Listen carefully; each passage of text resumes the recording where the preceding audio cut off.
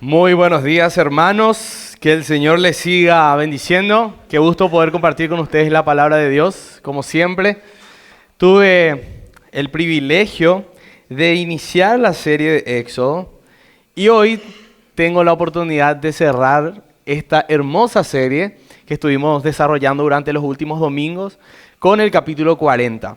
Así que les pido que tengan a mano este capítulo, Éxodo capítulo 40, y me acompañen en oración para que podamos iniciar el estudio de hoy. Padre Celestial, te damos gracias una vez más por esta hermosa mañana que nos regalás. Gracias, Señor, por la vida de cada hermano que llegó hasta este lugar para escuchar tu palabra. Venimos a glorificar tu santo nombre, Señor. Vinimos, Padre Celestial, a escuchar tu palabra, a conocerte más, Señor, y queremos deleitarnos en conocerte, Señor, así como lo mencionaba el salmista. Deleitarnos en conocerte, Señor. Disfrutar de conocerte, Señor. Disfrutar de saber que necesitamos cada día más de vos, Señor. Padre Celestial, que tu palabra nos confronte nuestro pecado. Que aquellas personas que no te conocen, Señor, que hoy puedan ser confrontados, Señor, y puedan arrepentirse. Padre Celestial, gracias por esta hermosa libertad que tenemos de adorarte, de cantarte, de estudiar tu palabra, Señor. Gracias por esta hermosa congregación y gracias porque podemos llegar también a través de la tecnología a otras personas, Señor, a través de asistiendo, Señor, esta transmisión en vivo. En el nombre de Jesús dejamos en tus manos el mensaje de hoy, Señor. Ayúdanos a concentrarnos, Señor. Entrego en tus manos mi vida, mi mente, mi corazón, Señor, porque es una responsabilidad demasiado grande, Señor, el presentar delante de los hermanos y exponer tu palabra, porque es tu palabra, Señor, inspirada. Es una responsabilidad muy grande, Señor. Te pido perdón por mis pecados porque soy pecador, Señor. Gracias, Padre Santo, en el nombre de Jesús. Amén.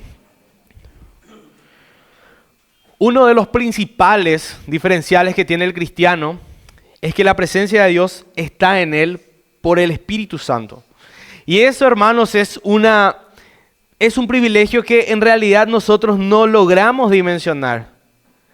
Esa presencia de Dios que habita en cada uno de sus hijos es lo que los santifica y hace que cada cristiano pueda vivir conforme a su voluntad. Pero hermanos, es Dios mismo el que obró para que su presencia habite en cada uno de sus hijos, en cada uno de nosotros. Para que de esa manera nuestra vida pueda ser transformada y podamos vivir para su gloria. Pero ¿alguna vez te preguntaste cuál fue el precio que se tuvo que pagar para que hoy día podamos decir la presencia de Dios habita en nosotros? El capítulo 40 de Éxodo, el último capítulo de este hermoso libro, relata la historia de Dios preparando todo para habitar en medio de su pueblo. Les invito a que me acompañen. Vamos a leer desde el versículo 1 hasta el versículo 8. Éxodo capítulo 40, versículo 1 al versículo 8. Los que tengan en sus celulares lo voy a estar leyendo desde la versión NVLA. Éxodo 40 dice: Entonces el Señor habló a Moisés y le dijo: El primer día del mes primero levantarás el tabernáculo de la tienda de reunión. Pondrás allí el arca del testimonio y cubrirás el arca con el velo. Meterás la mesa y meterás también el candelabro y colocarás encima sus lámparas. Asimismo, pondrás el altar de oro para el incienso delante del arca del testimonio y colocarás la cortina a la entrada del tabernáculo. Pondrás el altar del holocausto delante de la entrada del tabernáculo de la tienda de reunión. Después colocarás la pila entre la tienda de reunión y el altar y pondrás agua en ella. Versículo 8. Pondrás el atrio alrededor y colgarás el velo a la entrada del atrio. Vamos a detenernos en el versículo 8. ¿Qué es lo primero que vemos en Éxodo 40? Inmediatamente que es Dios el protagonista. No es Moisés levantando un tabernáculo para Dios. es Dios instruyendo a Moisés tal cual como Él quiere que esté preparado ese lugar.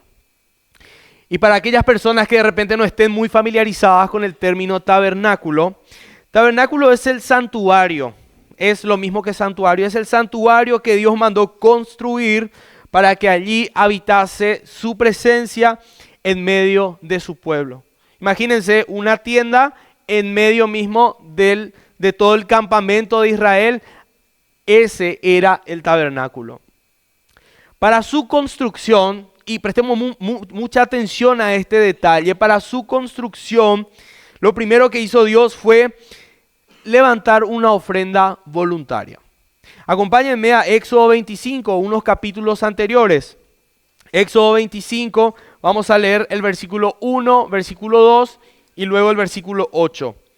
Éxodo 25, vamos a leer un poquito cómo inició la idea del tabernáculo en medio del pueblo. Éxodo 25 dice: y habló el Señor a Moisés diciendo: di a los hijos de Israel que tomen una ofrenda para mí, de todo aquel cuyo corazón le mueva a hacerlo, tomaréis mi ofrenda, y que hagan un santuario para mí, para que yo habite entre ellos. Entonces lo primero que hizo Dios fue levantar una ofrenda y es muy interesante que en muchas ocasiones vemos a Dios ordenando al pueblo, mandando al pueblo sin dejar muchas opciones, o cumplís o castigo. Pero en este caso vemos algo interesante. Dios manda que se levante una ofrenda, pero que se acepte las ofrendas de aquellas personas que lo quieren dar de corazón. Un santuario para Dios, pero de corazón. Lo segundo que vemos es que Dios, para la construcción o levantamiento de este tabernáculo, y no perdamos de vista cada vez que digamos tabernáculo, que es el lugar en donde Dios iba a habitar, donde su presencia iba a habitar en medio de su pueblo. Además de levantar la ofrenda, también dotó a ciertas personas en ciencia, arte y disposición de corazón para la mano de obra y dirección del proyecto. Acompáñenme a Éxodo 31. Éxodo 31.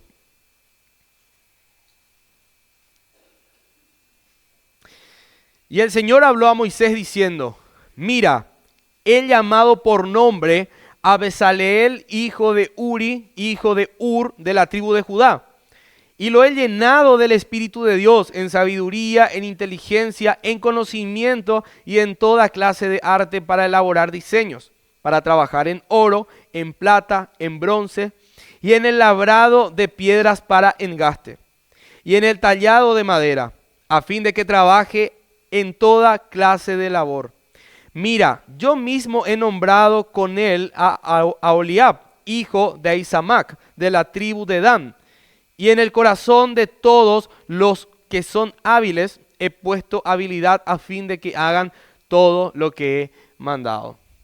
Imagínense, Dios está planeando, planificando cómo va a ser su tabernáculo, pero no solamente entrega la idea, sino que también dota a las personas con conocimiento, sabiduría. Es como que a vos te pidan que construyas una casa y vos nunca tuviste la experiencia de construir una casa, no sabes por dónde empezar, pero la persona te dice: no te preocupes, yo te voy a enseñar, yo te voy a dar el dinero, yo te voy a dar toda la materia prima, pero yo no sé levantar un ladrillo, tranquilo, yo te voy a dotar del conocimiento para que puedas hacer eso. Entonces, el hombre no tiene ningún mérito en la construcción del santuario para Dios. El Señor entonces le mandó levantar una ofrenda para obtener la materia prima. Dotó a ciertas personas para la construcción del tabernáculo, es decir, Dios bajó la idea. Y cuando se tuvo todos los elementos y los utensilios, ya por separado, porque lo que hicieron ellos es preparar cada utensilio, cada elemento que iba a formar parte de la construcción final, lo que Dios hizo fue, y lo que vemos en el capítulo 40, instruyó a Moisés exactamente como quería que esté ordenado este tabernáculo. Exactamente como él quería. Porque era él el que estaba tomando la iniciativa. No es Moisés levantando un tabernáculo, es Dios. Dios levantando su propio santuario. Entonces vemos a Dios como el ideólogo, como el arquitecto y proveedor de su propio santuario.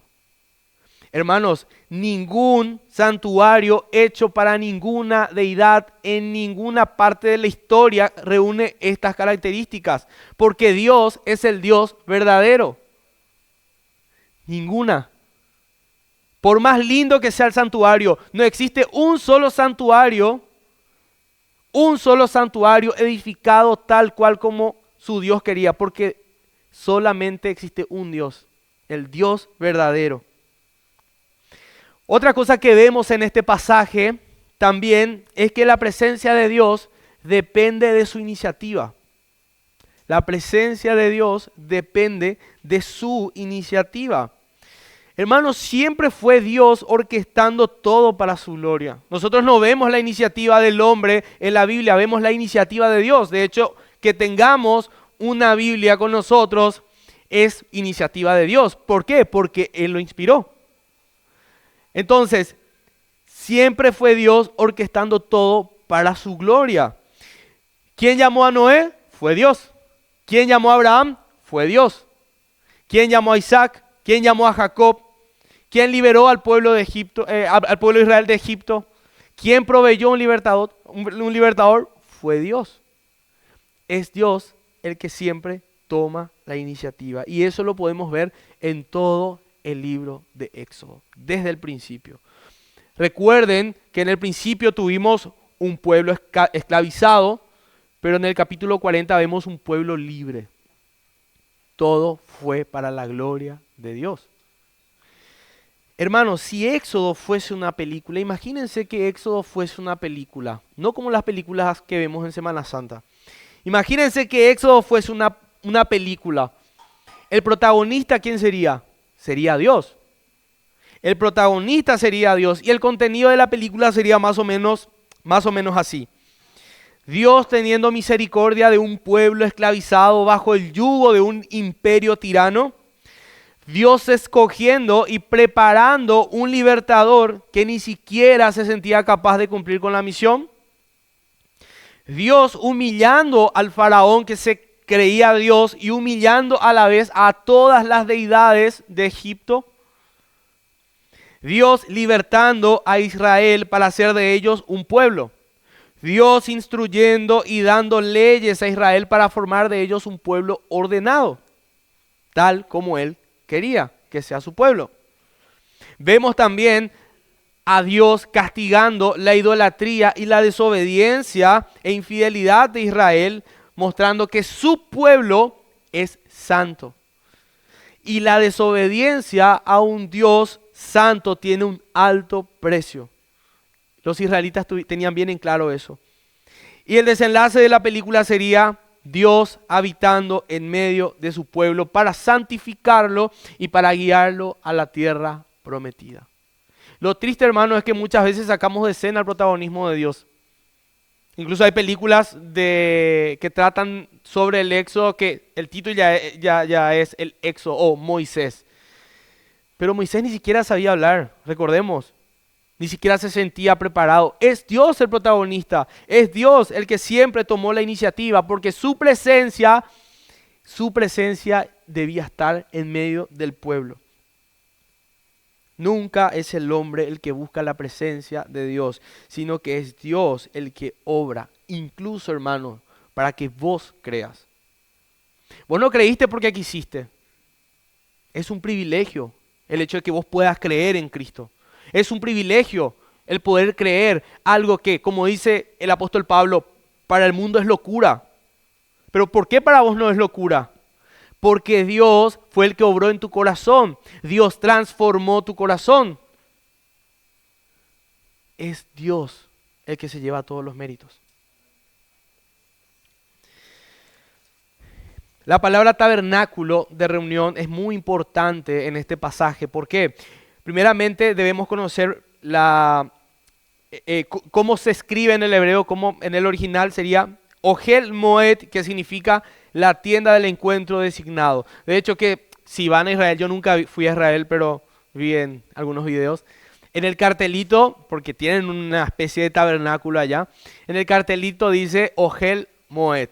Ohel Moed significa el lugar, la tienda del encuentro designado, que en otras palabras sería el lugar donde Dios cita a su pueblo para manifestar su presencia. Entonces, la idea del tabernáculo era Dios cerca de su pueblo.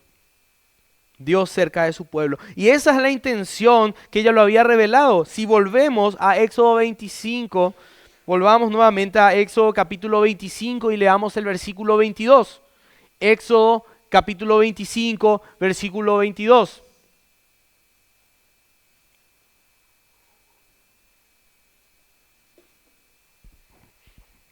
Éxodo capítulo 25, versículo 22 dice: allí me encontraré contigo, hablando con Moisés, allí me encontraré contigo. Y de sobre el propiciatorio, de entre los dos querubines que están sobre el arca del testimonio, te hablaré acerca de todo lo que he de darte por mandamiento para los israelitas. El tabernáculo en el lugar santísimo iba a ser donde Dios hablaría directamente con Moisés para darle instrucciones al pueblo. Dios siempre guió a su pueblo. Y es muy interesante el modus operandi de Dios, cómo Él, las maneras que Dios se comunica con su pueblo, porque desde ahí Él iba a gobernar el pueblo. Y vemos, por ejemplo, en Números, capítulo 7, versículo 89, que dice: y al entrar Moisés en la tienda de reunión para hablar con el Señor, Moisés hablaba con el Señor, Moisés le escuchaba al Señor. Oyó la voz que le hablaba desde encima del propiciatorio que estaba sobre el arca del testimonio, de entre los dos querubines. Esta vez la experiencia de Moisés interactuando con Dios es muy distinta a la del Sinaí. Recordemos en predicaciones anteriores cómo Dios hizo de una manera sobrenatural, de una manera, por decir de esta manera, muy sorprendente, con los truenos, el humo que cubría toda la montaña, todo el Sinaí. En este caso era muy distinto, pero la misma presencia de Dios era la que se presentaba delante de Moisés. Era Moisés hablando con Dios. No es que Moisés le veía a Dios como una persona, era Moisés escuchando a Dios de entre los dos querubines. Y por ahí en este mensaje no voy a entrar mucho a hablar de cada elemento que formaba parte del lugar santísimo, porque seguro se van a preguntar, pero ¿de qué se trata los querubines? Pero les invito a que puedan profundizar más leyendo un poco acerca de los elementos que encontramos dentro del tabernáculo. Pero acá el énfasis en este pasaje de Éxodo 40 es la presencia de Dios. La presencia de Dios desde donde hablaba a Moisés e instruía a Moisés y guiaba al pueblo. Otra cosa que vemos también en este pasaje es que para que Dios habite en este tabernáculo, en este lugar, el lugar debía ser santificado. Es por eso que Dios instruye también a Moisés sobre cómo santificar cada utensilio y cada elemento que estaba dentro de ese lugar. Vayamos a Éxodo capítulo 40 nuevamente. Vamos a leer desde el versículo 9 en adelante. Hasta el versículo 8 teníamos a Dios instruyendo a Moisés cómo iban a estar ubicados los elementos y los utensilios. Una vez ubicados estos elementos, Dios manda la santificación de ellos. Dice: luego tomarás el aceite de la unción y ungirás el tabernáculo y todo lo que hay en él. Lo consagrarás con todos sus utensilios y será santo. Ungirás además el altar del holocausto y todos sus utensilios. Consagrarás el altar y el altar será santísimo. Ungirás también la pila con su base y la consagrarás. Entonces harás que Aarón y sus hijos se acerquen a la entrada de la tienda de reunión y los lavarás con agua y vestirás a Aarón con las vestiduras sagradas. Lo ungirás y lo consagrarás para que me sirva como sacerdote. También harás que sus hijos se acerquen y les pondrás las túnicas.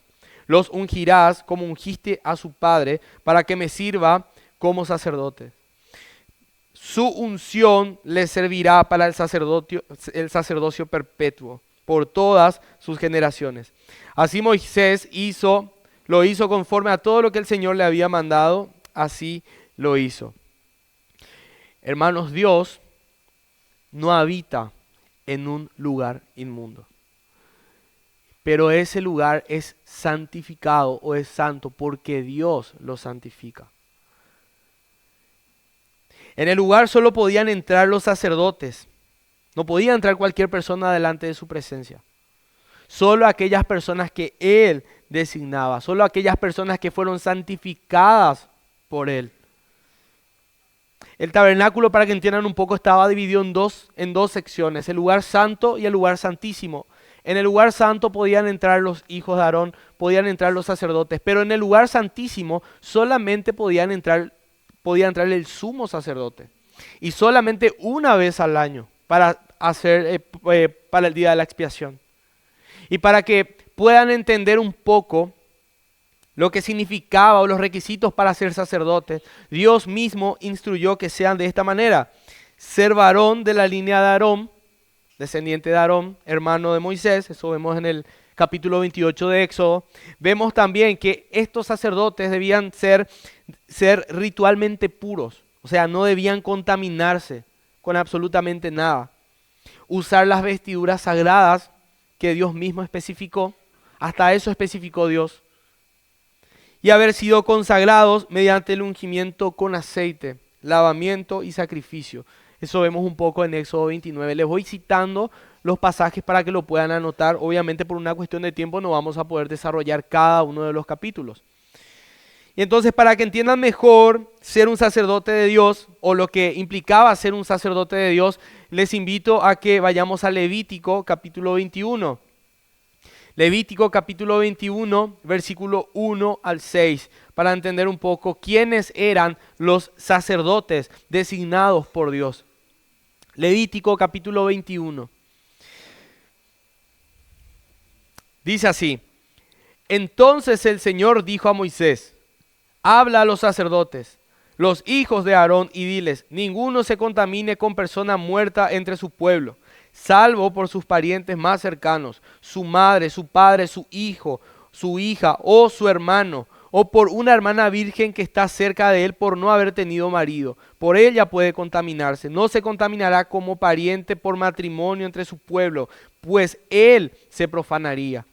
No se harán tonsura en la cabeza, ni se rasurarán los bordes de la barba, ni se harán sajaduras en su carne. Serán santos a su Dios y no profanarán el nombre de su Dios, porque presentan las ofrendas encendidas al Señor, el alimento de su Dios. Por lo tanto, ustedes serán santos.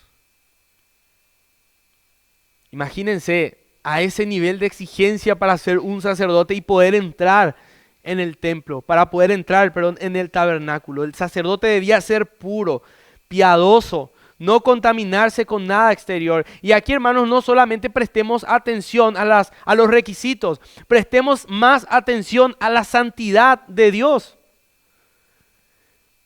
Porque es Dios tan santo que necesita pedirle esto a estas personas, porque o si no, literalmente estas personas podían morir delante de su presencia.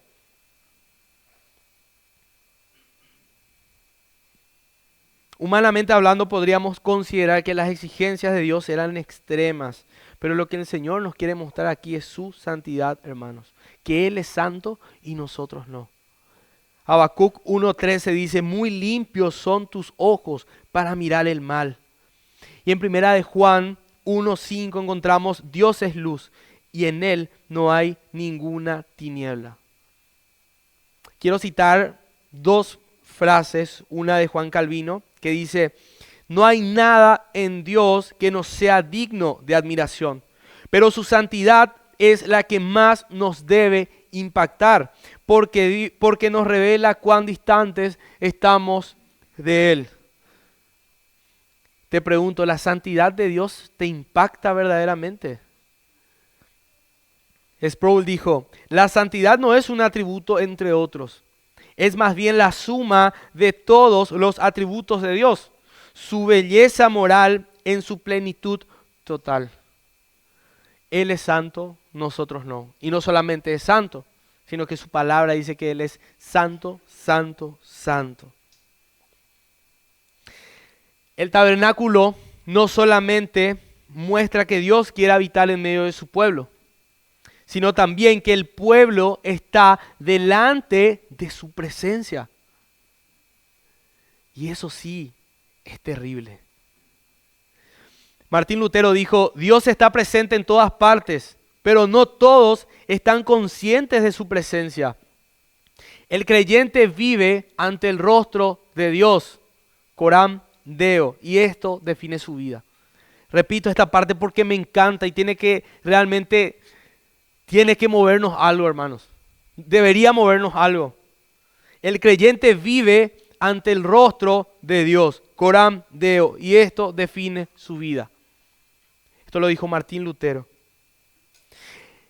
¿Por qué es terrible eso, hermanos? Porque cuando el pueblo pecaba, lo estaba haciendo delante de la presencia de Dios en medio de su pueblo. Recordemos, el tabernáculo estaba ahí. El pueblo pecaba, lo hacía delante de la presencia de Dios. Después de todo lo que Dios hizo por el pueblo desobedeciendo, pecando nuevamente, pero delante de la presencia misma de Dios. De hecho, cuando nosotros pecamos, lo hacemos delante del rostro de Dios. Sus hijos, que fueron comprados por sangre, por la sangre de Cristo, porque ni vos ni yo podíamos cumplir con el estándar de Dios y pagar ese precio, porque estábamos descalificados y por gracia recibimos, pecamos delante del rostro de Dios. Él está presente. Por eso es terrible. En Éxodo 40 vemos cómo Dios unge a los hijos de Aarón como sus sacerdotes. Sin embargo, en Levítico 10 vemos cómo Dios destruye a estos mismos sacerdotes. Acompáñenme en Levítico capítulo 10. Levítico capítulo 10.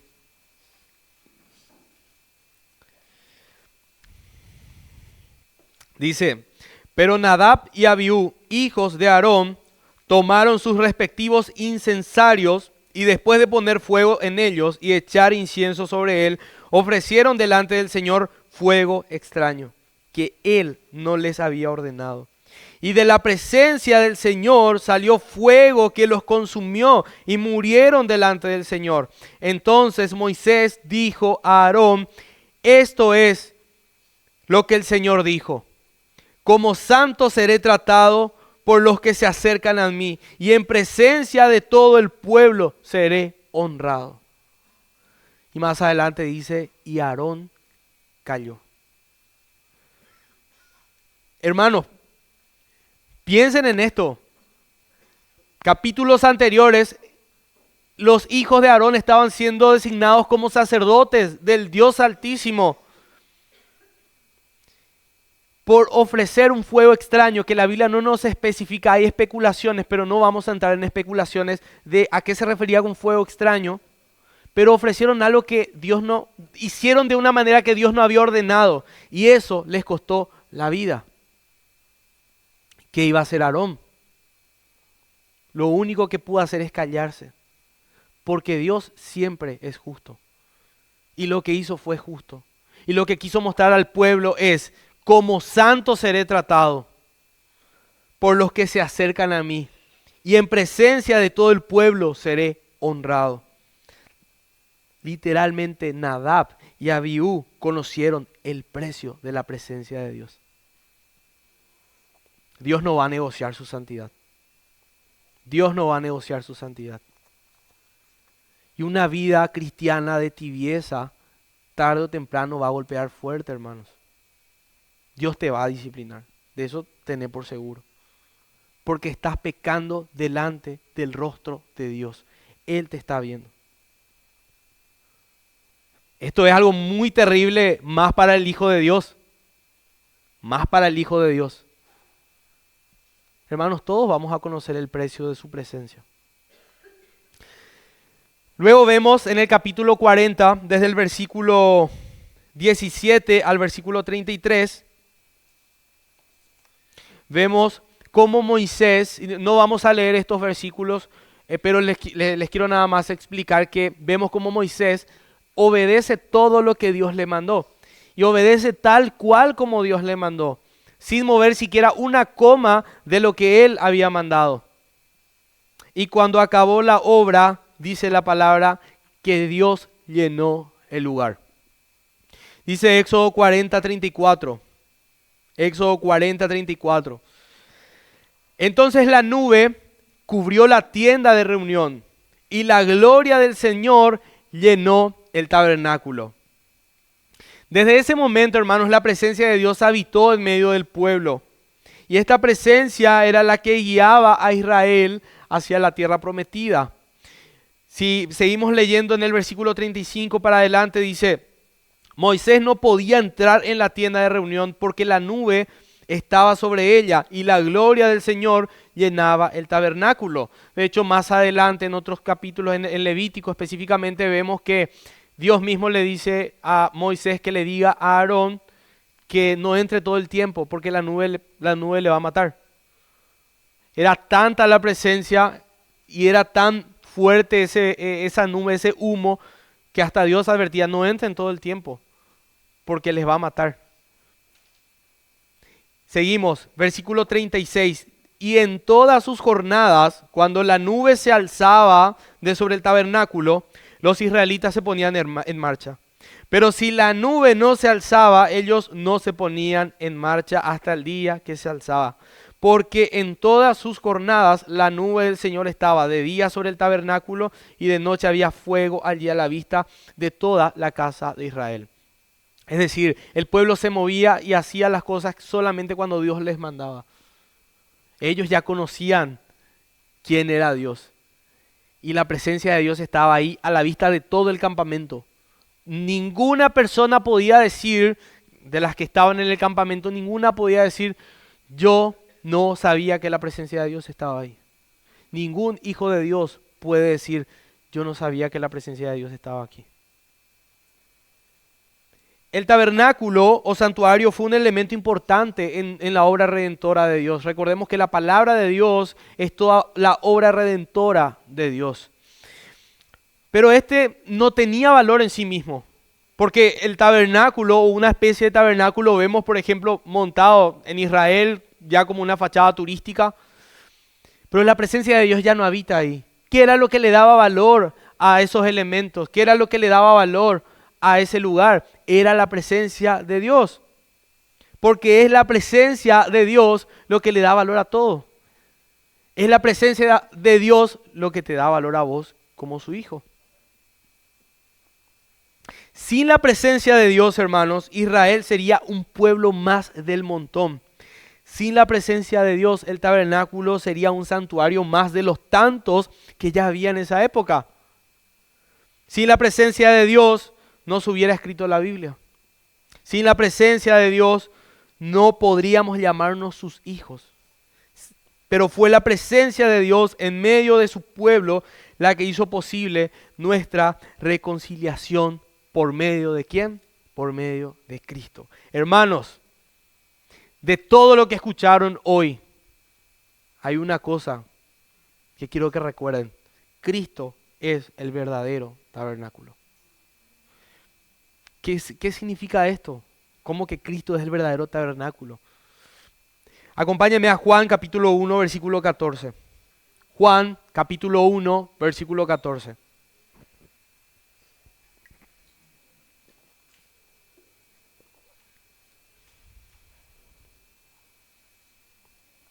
Dice: el Verbo se hizo carne y habitó entre nosotros, y vimos su gloria, gloria como del unigénito del Padre, lleno de gracia y de verdad. Hermanos, la palabra habitó en este pasaje literalmente es tabernaculizó. Es decir, puso su tabernáculo entre nosotros. esa misma presencia que descendió y llenó el tabernáculo, cuando el tabernáculo ya estaba listo, tal cual como Dios quería, esa misma presencia descendió en Cristo. O sea, no que descendió sobre Cristo, sino que Cristo era la presencia misma de Dios aquí en la tierra. Lo mismo que el tabernáculo. Fíjense que en Colosenses 2:9 dice, porque toda la plenitud de la deidad reside corporalmente en él. Cumpliendo de esta manera lo que el tabernáculo solo anticipaba. Porque hermanos, el tabernáculo era solo una sombra de Cristo. Era una sombra de lo que iba a venir. La presencia de Dios aquí en la tierra. Mientras Cristo estuvo en la tierra, teníamos la presencia de Dios misma aquí en la tierra. Mientras Él estaba corporalmente. Y cuando Cristo ascendió, la presencia de Dios continuó habitando en medio de su pueblo a través de su Espíritu Santo. ¿Se dan cuenta cómo tiene sentido? ¿Se dan cuenta cómo Dios orquestó todas las cosas para que sea de esta manera? ¿Se dan cuenta cómo todas las cosas se conectan con Cristo?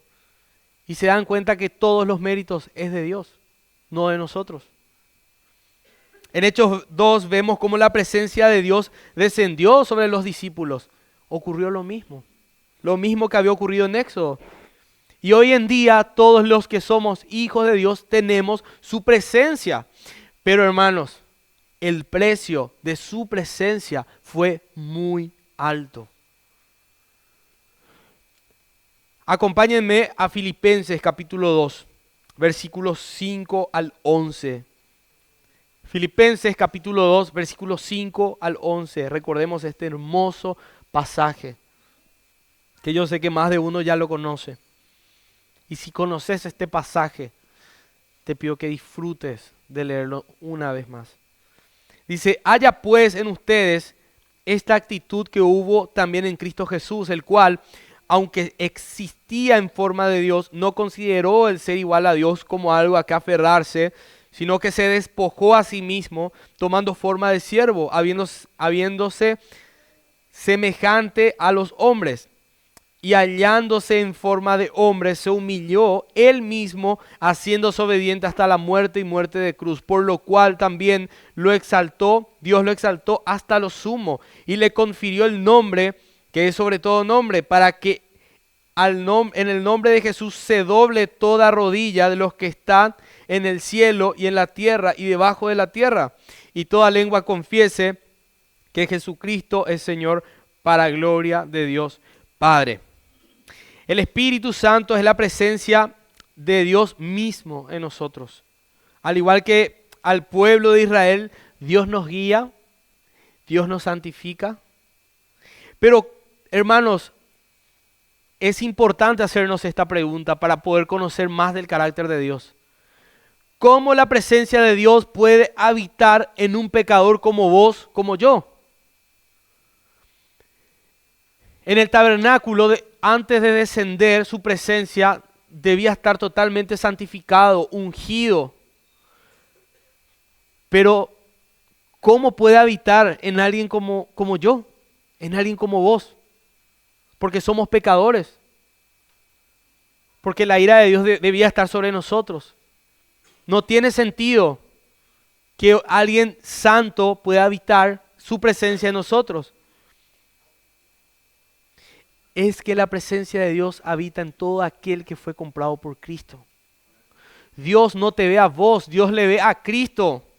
Por los méritos de Cristo, su presencia mora en tu vida, te santifica, te guía, te fortalece para vivir conforme a su voluntad. Ni siquiera las obras buenas que haces te pertenecen a vos. Es Dios obrando en tu vida para que vivas piadosamente conforme a su voluntad y le des gloria, porque jamás lo hubieras vivido conforme a su voluntad si no fuera por la presencia de Dios en vos.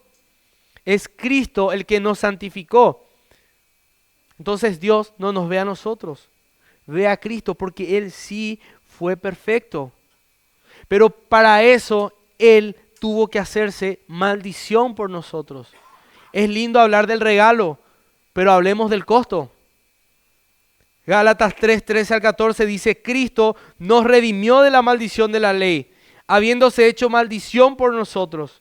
Porque escrito está, maldito todo aquel que cuelga de un madero, a fin de que Cristo Jesús, la bendición de Abraham viniera a los gentiles, a fin de que en Cristo Jesús la bendición de Abraham viniera a los gentiles. Conectamos con Génesis. Viniera a los gentiles para que recibiéramos la promesa del Espíritu mediante la fe, habiéndose hecho maldición por nosotros, a fin de que en Cristo Jesús la bendición de Abraham viniera también a los gentiles. Isaías 53:5 es un poco más descriptivo, dice, mas Él herido fue por nuestras rebeliones, molido por nuestros pecados, el castigo de nuestra paz fue sobre Él, y por su llaga fuimos nosotros curados. Y me encanta como lo dice Thomas Watson. Cristo bebió la copa de ira para que nosotros pudiéramos beber la copa de salvación. Hoy disfrutamos de la presencia de Dios, pero gracias al precio que Cristo pagó. Él fue tratado como un pecador y toda la ira de Dios cayó sobre él a tal punto, y hermanos recuerden un poco esto, a tal punto que Cristo estando en la cruz exclamó y dijo, Padre, ¿por qué me has abandonado? Esa expresión nos debe golpear fuerte. Toda la ira de Dios cayendo sobre Cristo, el que era inocente, muriendo por vos, por mí, pagando el precio de su presencia, exclamando fuertemente y con dolor, Padre, ¿por qué me has abandonado? Pónganse a pensar solo un segundo en esa frase que Cristo mismo dijo. Era tanto lo que estaba pagando, era tan alto el precio que Él llegó a considerarlo y decir de esa manera, probablemente haber sentido esa soledad por el pecado que estaba pagando, por tus pecados, por mis pecados. Hermanos, la presencia de Dios, en vez de habitar en nosotros, debió habernos consumido, así como consumió a los hijos de Aarón. Porque ¿cuántas veces pecamos nosotros en el día? Somos pecadores, debió habernos consumido, pero por su gracia, Él habita en nosotros. La presencia de Dios es lo que nos hace vivir conforme a su voluntad, dice Filipenses 2:13. Porque Dios es quien obra en ustedes tanto el querer como el hacer para su buena intención. La presencia de Dios es la que nos permite disfrutar y deleitarnos en Dios. Antes nosotros no disfrutábamos, no queríamos ir a la iglesia, no queríamos comportarnos, no queríamos hacer nada porque odiábamos a Dios, pero hoy nos deleitamos. Así como el salmista dice que se deleita en conocerle, se deleita. Bueno, de esa manera nosotros podemos deleitarnos hoy, pero porque Dios obró en nosotros. Dice Salmo 16:11, me mostrarás la senda de la vida. En tu presencia hay plenitud de gozo, delicias a tu diestra para siempre.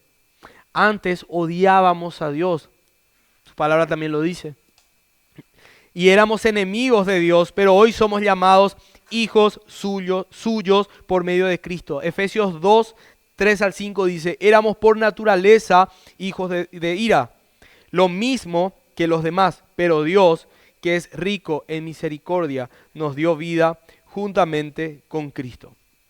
Amén. Una persona dijo una vez, busqué quién fue, que después me salieron varios nombres y ya me quedé con duda, pero sé que alguien dijo, cada día debes predicarte el evangelio a ti mismo.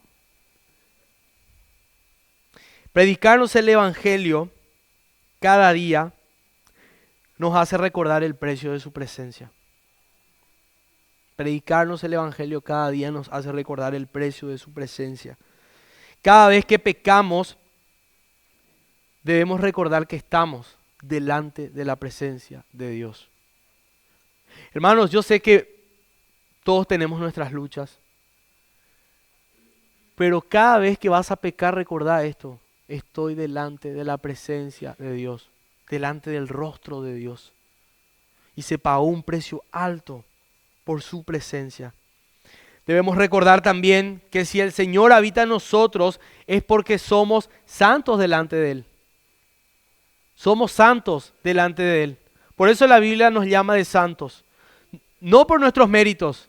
Porque si yo te preguntara, ¿vos te considerás santo? Me vas a decir que no. Habrían 1000 razones para decir, no, yo no soy santo. Pero el Señor nos llama santos. Su palabra nos llama santos. No por nuestros méritos, sino por los méritos de Cristo. Por la presencia que habita en nosotros. Por eso somos santos. Y somos santificados cada día por medio del Espíritu Santo. Por eso seguimos pecando. Porque hay un remanente de pecado en nosotros. Si bien Dios nos regeneró, Dios transformó nuestro corazón, el proceso de santificación sigue. Y nosotros debemos cultivar esa relación con Cristo, con el Señor, cada día. Esa experiencia que muchos lo llaman el primer amor, debe ser algo de todos los días y eso se cultiva. Cada día debemos buscar la presencia de Dios, como dice su palabra, ardorosamente. Y es, hermanos, un regalo totalmente inmerecido. Todo esto es un regalo totalmente inmerecido. En vez de ocupar el lugar de Nadab y Abiú, siendo consumidos por la presencia de Dios, ocupamos el lugar que no nos corresponde, pero que por gracia podemos disfrutar su presencia. Roguemos al Señor cada día que su presencia nos santifique y que podamos vivir una vida piadosa, hermanos.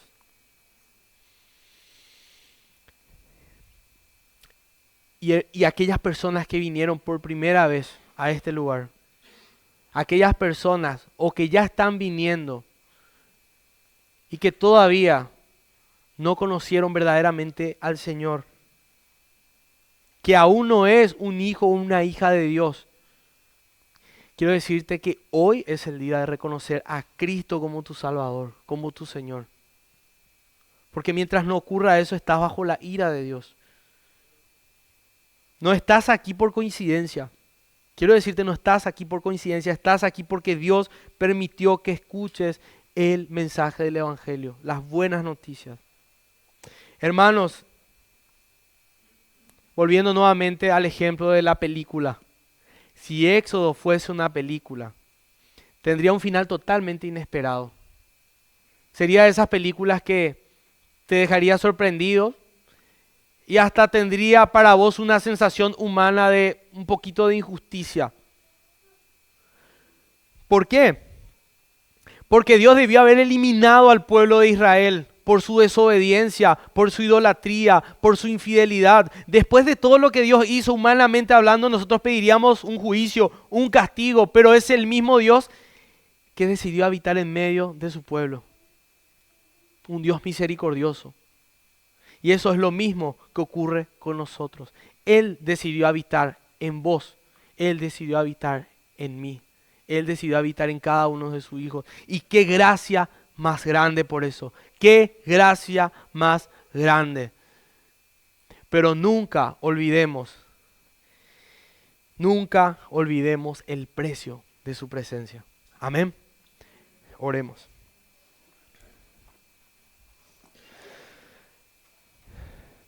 Padre Celestial, gracias por tu palabra, gracias por tu mensaje.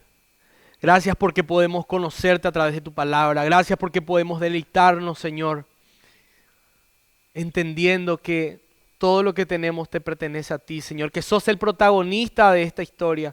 Que sos vos el que mueve los corazones, el que transforma los corazones. Que es por tu iniciativa, Señor, que hoy podemos disfrutar de tu presencia. Que es por tu iniciativa, Señor, que no tenemos mérito alguno, Señor. Gracias por el sacrificio de Cristo. Sabemos que nunca podremos pagarlo, Señor. Sabemos que nunca podremos igualar, no importa lo que hagamos. Simplemente te damos gracias. Ayúdanos a vivir piadosamente. Quebrantar nuestros corazones para que cada día te busquemos crecer, Señor, en el conocimiento de tu palabra. Que nos deleitemos orando, estudiando, conociéndote, Señor. Amando a nuestros hermanos, involucrándonos en la obra, Señor. Gracias, Padre Celestial, por la vida de cada hermano que vino hasta este lugar, aquellos que están escuchando, Señor, y aquellos que van a escuchar más adelante. Y también te doy gracias por aquellas personas que vinieron por primera vez hasta este lugar a escuchar tu palabra, Señor. Que puedan ser confrontados, que se arrepientan de sus pecados, Señor, y que ellos puedan reconocer que eres el único Señor y Salvador, y que Él es pecador, que esa persona es pecadora, que esa persona que viene por primera vez no es santa, pero vos sí. Que puedan reconocer, Señor, y puedan disfrutar de esa hermosa presencia. Sabemos que no logramos dimensionar todo lo que eso significa, Señor, tener tu presencia en nosotros. Pero Padre Santo, que cada vez que pensemos en algo o hagamos algo que no te glorifique, que contrista al Espíritu Santo, que quebrantes nuestros corazones, Señor. Que así como guías al pueblo, que guiaste al pueblo de Israel, puedas guiarnos a nosotros, Señor, a vivir una vida piadosa conforme a tu corazón. Toda la gloria es para ti, Señor, pero absolutamente toda la gloria es para ti, Señor. Y gracias por ese precio alto que se pagó por tu presencia, en el nombre de Jesús. Amén.